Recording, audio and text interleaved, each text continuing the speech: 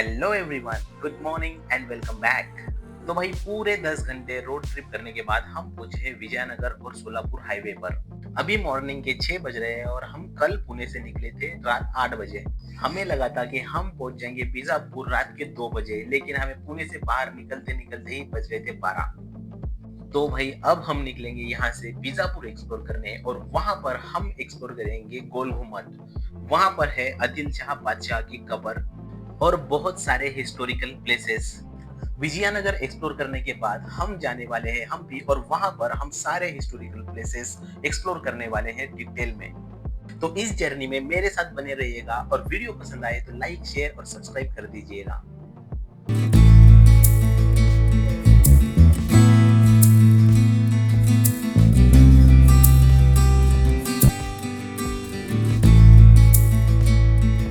तो भाई फाइनली हम आ चुके हैं बीजापुर और हमारे लिए फर्स्ट इंप्रेशन बीजापुर का वो जो आपके सामने गोल गोल सा दिख रहा है वही है गोल गुम्बद और वही हम एक्सप्लोर करने बीजापुर आए हैं। तो उसी में है आदिल शाह बादशाह की कब्र और ये दुनिया का सेकंड लार्जेस्ट और इंडिया का लार्जेस्ट गोल गुम्बद है। बीजापुर कर्नाटका में स्थित है और ऑब्वियसली यहाँ की लोकल लैंग्वेज वो कन्नड़ है, लेकिन मोस्टली यहाँ पे लोग हिंदी मराठी बोलना भी प्रेफर करते हैं। चलो तो भाई पहले हम कर लेते हैं कार पार्क और उसके बाद सोचा जाएगा कि आगे क्या करना है। तो जानने के लिए देखे आगे।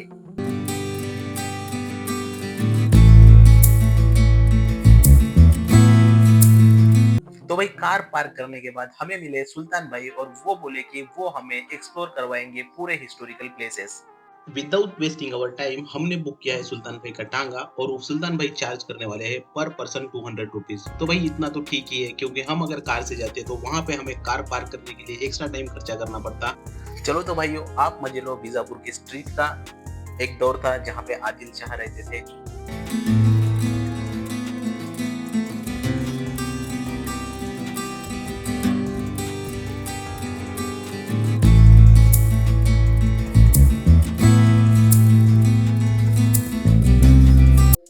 इस मस्जिद का निर्माण शुरू हुआ था 1576 में सुल्तान अली आदिल शाह के शासनकाल में।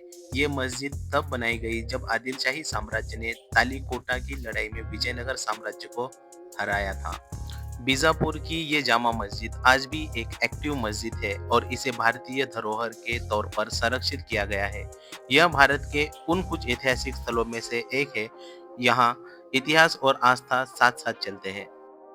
मस्जिद की खास बात है इसका विशाल गुंबद और साफ सुथरी बनावट। यहाँ करीब 4000 लोग एक साथ नमाज पढ़ सकते हैं। भीतर का मेहराब सोने से सजी कुरान की आयतों से सुसज्जित है।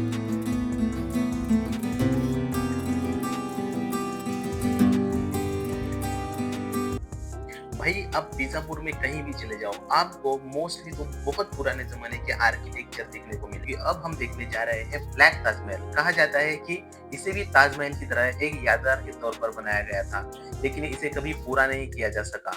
तो चलिए दोस्तों चलते हैं इस अधूरी मगर बेहद खूबसूरत कहानी की ओर। बने रहिए मेरे साथ इस दिलचस्प सफर में।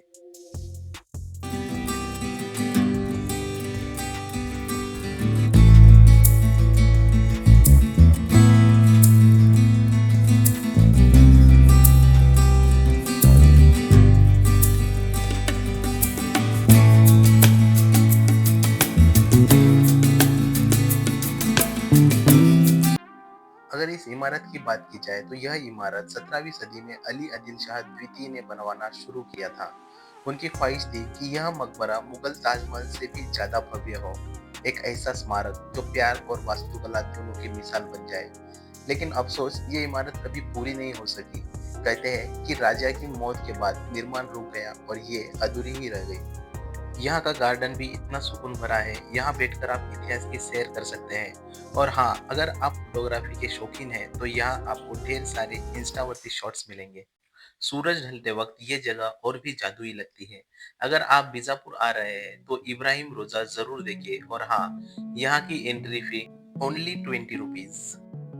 चलो तो भाई टाइम ना गवाते हुए हम फटाफट से निकलते हैं मुलुक मैदान तौफ देखने, क्योंकि हम कल रात से सोए नहीं है और अब दोपहर के 3 बज चुके हैं। मुल्लुक मैदान का मतलब होता है देश को हिला देने वाला। सुल्तान भाई ने हमें बताया था मुल्लुक मैदान तो पहले अहमदनगर में हुआ करती थी, वहां से लाने के लिए इसको 3 साल लगे थे। यह नाम इसकी विशालता और विनाशकारी क्षमता के कारण दिया गया था। तोप का वजन 55 टन, लंबाई 15 फीट और रेंज 20 किलोमीटर। तोप सिर्फ एक युद्ध का हथियार नहीं थी, बल्कि बीजापुर की सैन्य शक्ति और शाही वैभव का प्रतीक।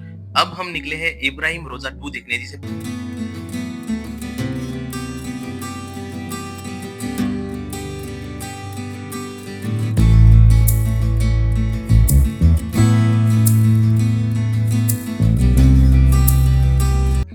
प्रवासी मंदिर के पीछे एक समाधि है जो सन 1672 में बनाई गई थी। इस समाधि के आसपास 7 कमाने हैं, जिसमें रानी और अन्य 11 पत्नियों की समाधियां शामिल है। इस समाधि की एक विशेषता यह है कि इसके ऊपर हरे रंग का पत्थर है, जो कला का एक उत्कृष्ट नमूना है। तो भाई फाइनली हम आ चुके हैं गोल गुंबद के बाहर। गोल गुंबद का निर्माण करवाया था मोहम्मद आदिल शाह ने, जो बीजापुर के आदिल शाही वंश का सुल्तान था। इसका निर्माण शुरू हुआ था 1626 में और पूरा हुआ लगभग 1556 में। ये एक मकबरा है जहां खुद मोहम्मद आदिल शाह और उसके परिवार के सदस्य दफन है। इस गुंबद की खास बात है इसका आकार और आवाज। गुंबद लगभग 144 फीट ऊंचा है और यह बिना किसी सपोर्ट के खड़ा है, यानी कोई पिलर या बीम नहीं है इसे थामने के लिए। यह दुनिया का सबसे बड़े फ्री स्टैंडिंग डोम में से एक है। तो आइए आपको ले चलता हूँ मैं विस्परिंग गैलरी में, जहाँ पर आप एक बार बोलोगे तो 7 बार सुनाई देगा।